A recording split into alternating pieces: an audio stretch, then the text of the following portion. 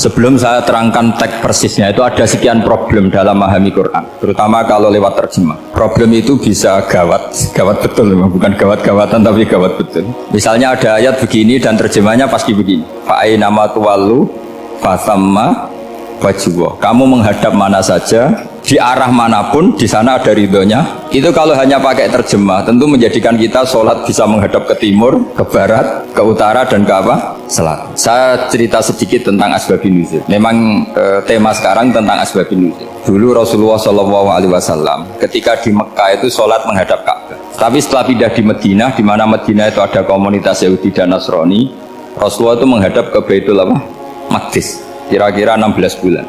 16 sampai 17 bulan. Semua riwayat itu kisarannya hanya 16 sampai berapa? 17 bulan. Sehingga orang Yahudi itu bilang begini, Muhammad ini baiklah, meskipun dia membawa agama baru tapi kiblatnya masih ikut kita, masih baik kan. Setelah 16 bulan Nabi diperintahkan Allah untuk menghadap ke Ka'bah. Awal liwajaka syatral masjidil haram. Maka orang Yahudi itu berontak. Berontaknya adalah kiblat mereka ditinggalkan.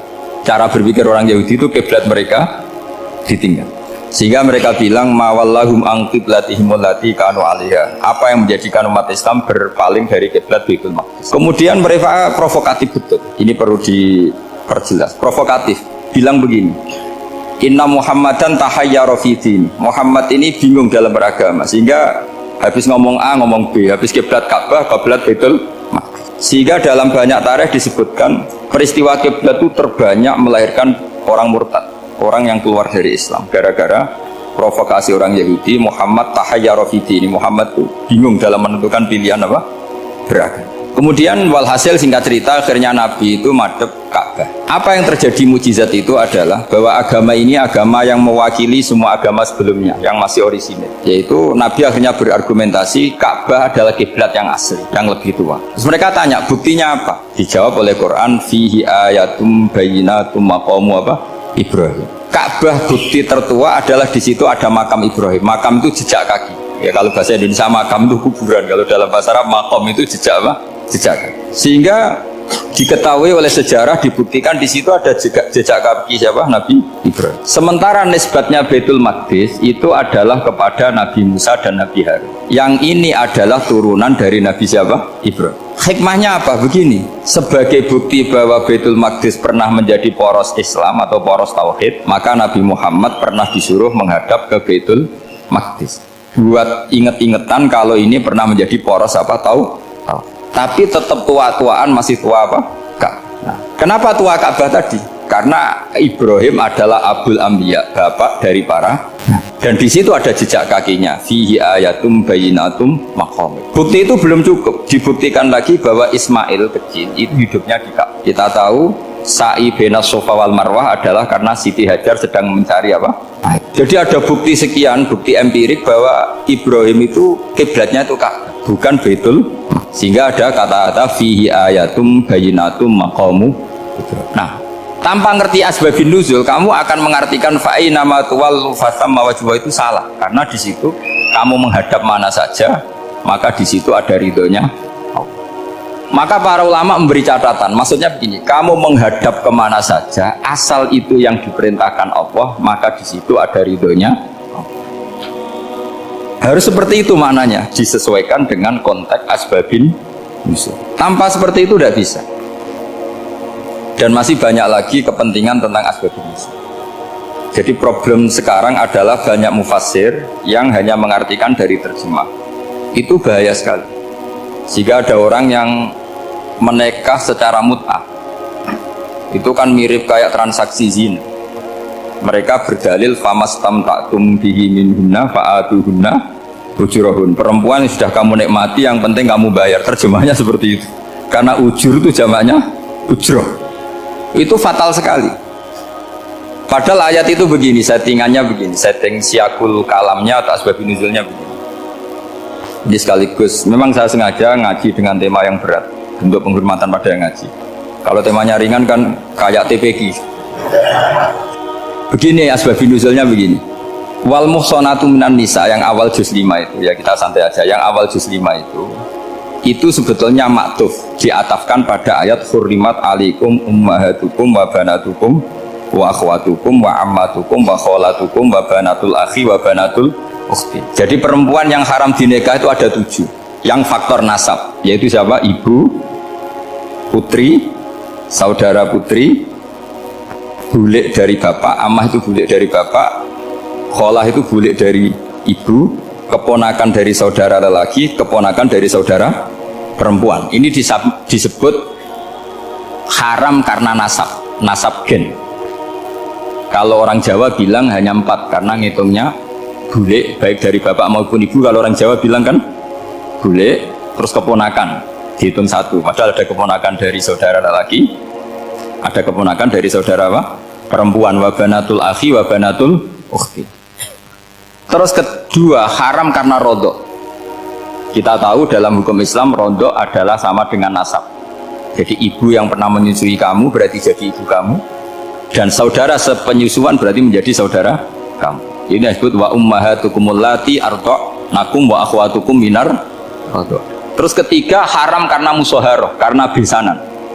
Jadi pagi ini misalnya saya nikah dengan Sri, bilang qabil tu nikah wa taswijaha bil maril madkur. Setelah nikah dengan Sri ini otomatis ibunya dia menjadi mertua. Otomatis haram saya apa? Nikah. Ini namanya haram karena musoharoh. Atau kamu punya anak Zaid. Zaid pagi ini akad dengan Sri.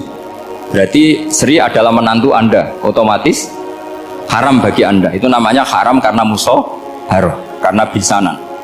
Itu yang disebut waroba apa haram-haram itu kan saat terus itu wa ummahatu nisaikum, apa ibu dari istri-istri kamu.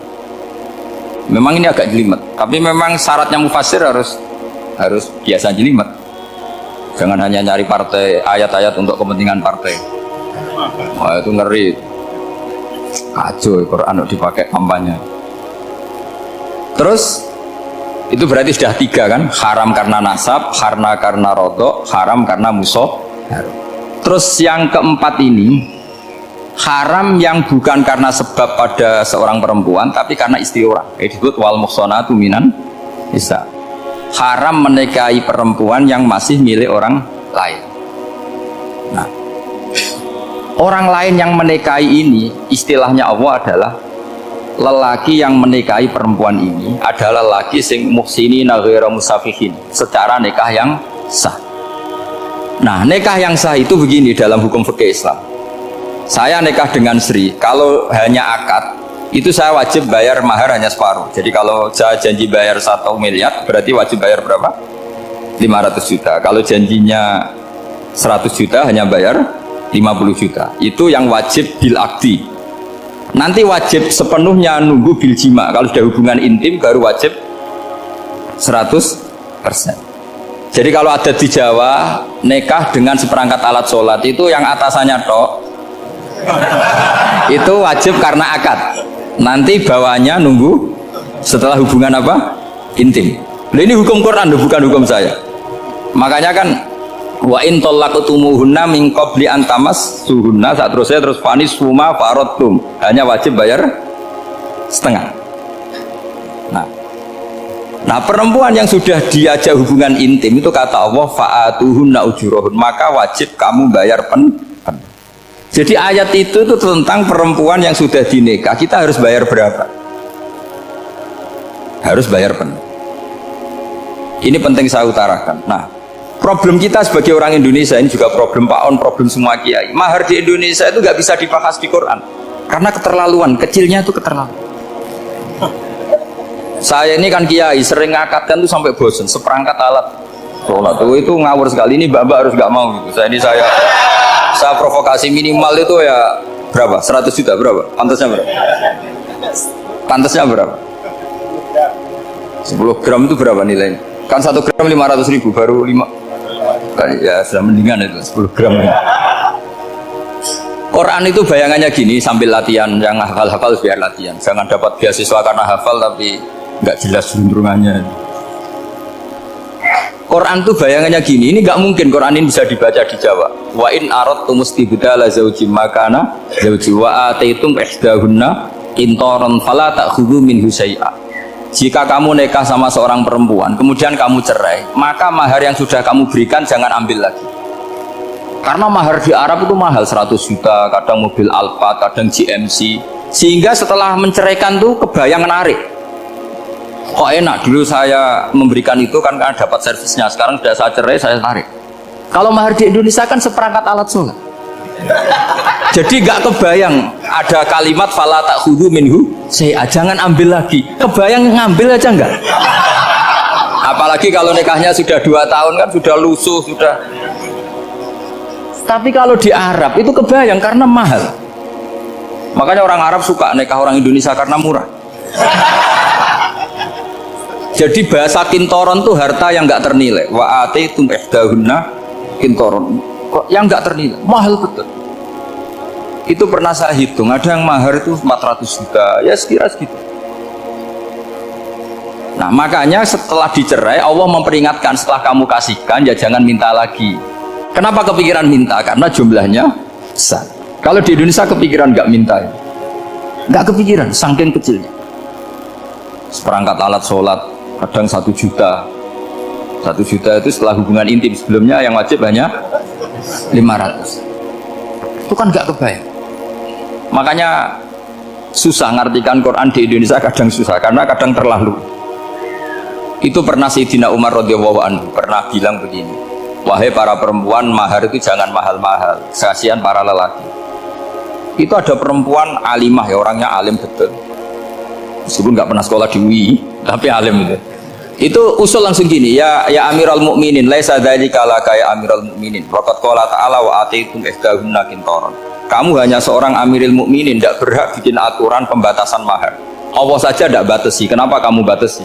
Sehingga dulu yang namanya nikahnya Sulaiman Agung atau Jamaluddin siapa Ratu Agung, kalau hadiah ya sampai tas mahal itu. Ini kan dari bahasa Arab mumtaz mahal. Mumtaz itu istimewa, mahal itu tempat. Dia punya istri yang sangat dicintai, dikasih hadiah mumtaz mahal. Terus ilat Jawa jadi apa? Tas mahal. Itu sama Mujid Ulil Albab kalah. Itu kalau cerai kan kepikiran minta lagi. Dikasihkan yang baru maksudnya. Tapi kalau di Indonesia tidak mungkin karena apa tadi? Seperangkat alat sholat. Begitu nyari yang murah lagi. Yang bagus kitanya, bungkusnya yang bagus. Nah, maka nggak mungkin kita maknani Quran tanpa mengenal yang bernama asbabin.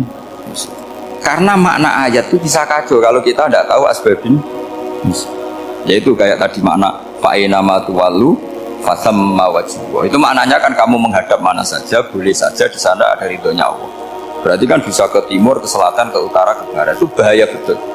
Sehingga kata ulama harus mengkaji asbabin supaya porsi ayat ini sampai semana jauhnya itu kita tahu. Tanpa tahu itu tidak bisa. Begitu juga menyangkut kiblat. Sekarang saya tanya, kemarin kan ramai dulu di Kemenak, kiblat semuanya diukur dengan GPS. Terus beberapa masjid dikomentari salah karena diukur pakai apa? GPS. Kalau dalam bahasa falak disebut yauma rasdil kiblat. Memang bisa diilmukan. Tapi pertanyaannya begini, dari awal Allah ngendikan fawalli wajhaka syatral masjidil haram. Kamu yang penting sholat itu menghadap masjid. Masjid itu ya bangunan. Sehingga kata Ibnu Abbas yang diriwayatkan banyak ulama mengatakan al-Ka'bah kiblatun li ahlil masjid wal masjid kiblatun li ahlil haram wal haram kiblatun li ahlil masyriq wal maghrib. Jadi kalau orang di dalam masjid kiblatnya harus Ka'bah. Di luar masjid kiblatnya asal bangunan Masjid Haram. Tapi di luar sini kayak di Indonesia boleh semua tanah. Kenapa begitu? Kata Ibnu Abbas karena Quran turun bilisanin Arabiyyin mubin. Jadi kalau orang Jogja kalau mau ke Jakarta arahnya kemana? Barat. Itu sebetulnya ketika Anda ke barat itu persis Jakarta apa bisa saja pasnya itu Pangandaran. Tapi orang itu akan bilang kalau ke barat ya ke Jakarta. Meskipun presisi Anda tepatnya di Pangandaran. Nah kiblat seperti itu, asal orang menghadap ke barat itu orang sudah bilang ke kiblat. Nggak usah sedetail misalnya harus pas Ka'bah. Saya pernah debat sama tim ahli Kemenak. Nggak bisa Gus, sekarang ada GPS harus tepat Ka'bah. Terus saya bilang gini, kalau teori Anda benar, berarti semua masjid luasnya maksimal 16 meter. Ka'bah itu luasnya hanya 16 meter. Berarti Masjid Ulil Albab yang pojok sana sama pojok sana, kira-kira itu ya sudah tidak kena Ka'bah. Kalau harus tepat, Ka'bah itu kan diameternya hanya 16 sampai 18 kalau nggak salah. Berarti semua masjid kalau ingin tepat Ka'bah harus pas 16. Kalau terlalu luas pilihannya harus cekung. Kan jadi aneh. Makanya saya tuh sering Pak, dulu saya ini biasa debat fikih. Kalau di tradisi pesantren namanya Basul Masai. Saya punya teman yang paling kurang ajar, yang paling saya kenang dalam panjang sejarah. Dulu itu kalau debat fikih itu ya seru. Kalau aturan fikih kan gini, soft paling baik itu kan soft pertama, baru kedua, baru ketiga. Yang paling keren kan soft awal, soft. Terus teman saya bilang gini Pak, ya kalau gitu gini aja Gus, desain masjid itu memanjang utara selatan, biar semuanya soft awal. Gara-gara didesain begini kan ada soft 2, soft 3. Apa susahnya kita bikin mulai awal supaya masjid itu memanjang utara apa? Selatan, supaya semuanya soft awal.